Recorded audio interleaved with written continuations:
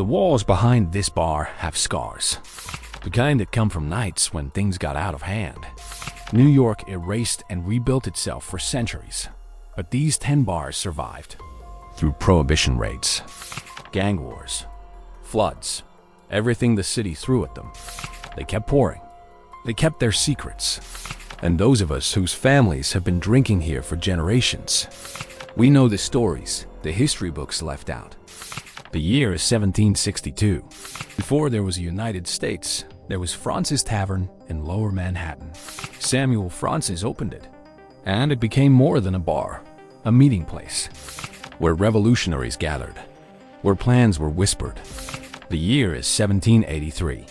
George Washington said goodbye to his officers here after we won the war. The country was born, and Washington marked the moment at Francis.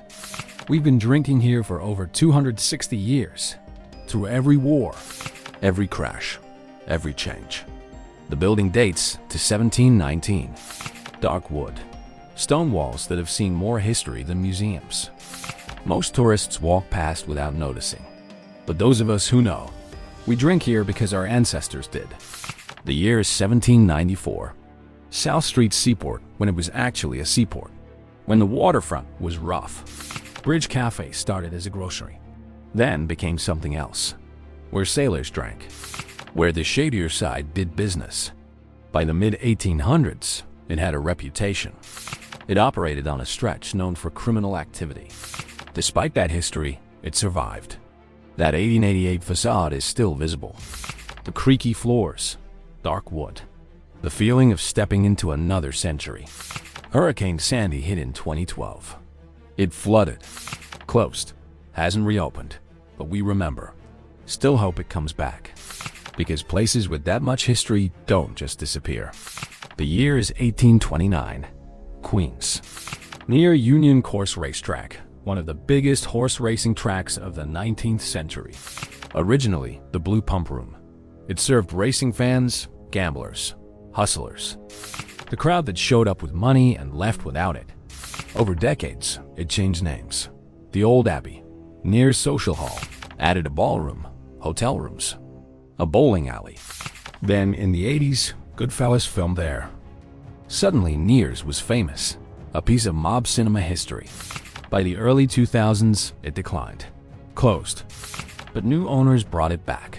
Today, it's Queen's pride. Affordable pints. The feeling you're in a place that's seen almost 2 centuries and refuses to give up. The year is 1835. Hudson Square. Inside the James Brown House from 1770. Originally home to an African-American aide to George Washington, it became a tavern, sailors, and longshoremen. People who worked the waterfront. In the 70s, new owners painted over part of the bar sign to avoid preservation red tape. Turned it into EAR. Just like that, the Ear Inn was born. During Prohibition, it operated as a speakeasy.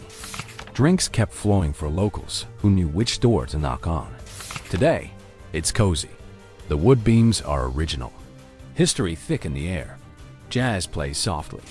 The Ear Inn survived by staying small, by not trying to be anything other than what it was. The year is 1854. East Village.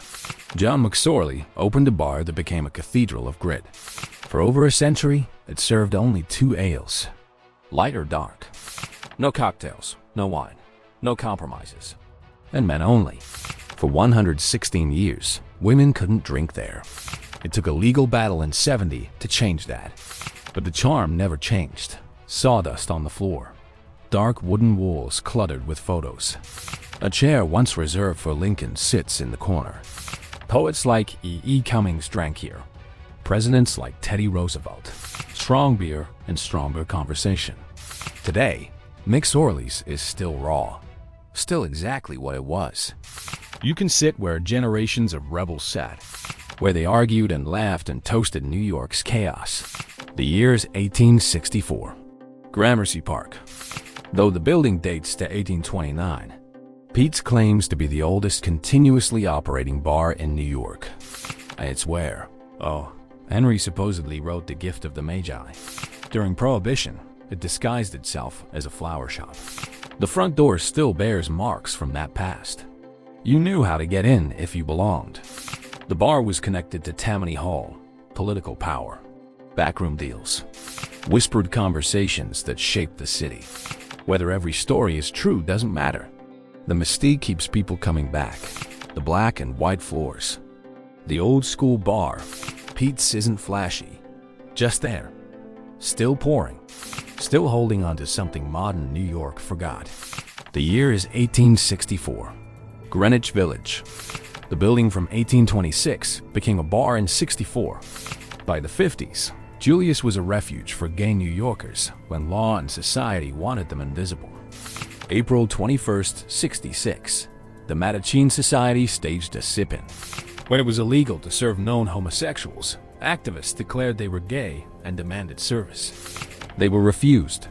The legal battle that followed helped dismantle discriminatory laws, paved the way for legally operating gay bars. Today, Julius celebrates that history. Checkered floors, faded boots, a place where resistance was poured in every pint, where courage to exist changed history. Most tourists walk past, but those of us who know understand what happened here, what it cost, what it meant. 1880, Hudson Street. Started as a working-class bar serving longshoremen. By the 50s, it attracted literary elite.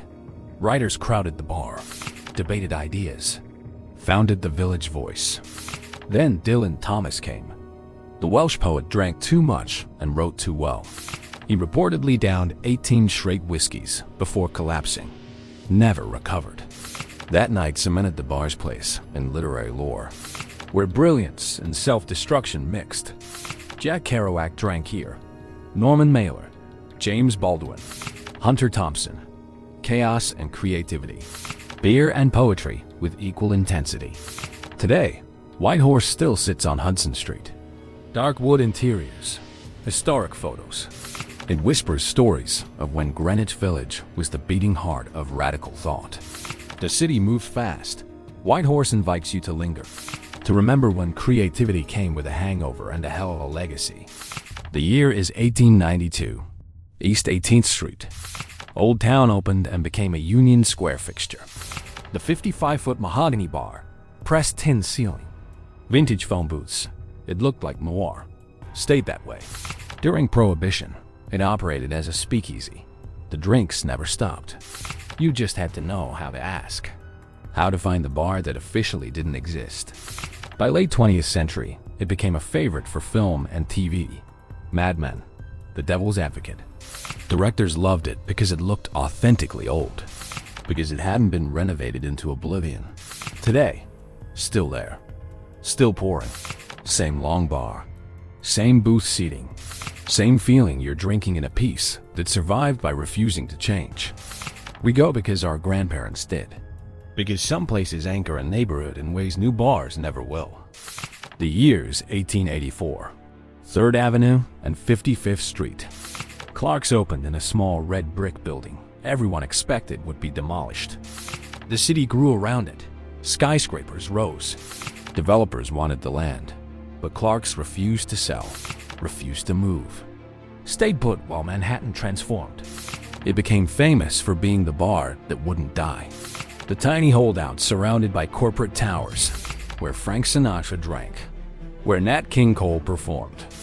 During its peak, Clark's was where power met, politicians, athletes, celebrities, but also regular New Yorkers who appreciated a bar that didn't bow to pressure.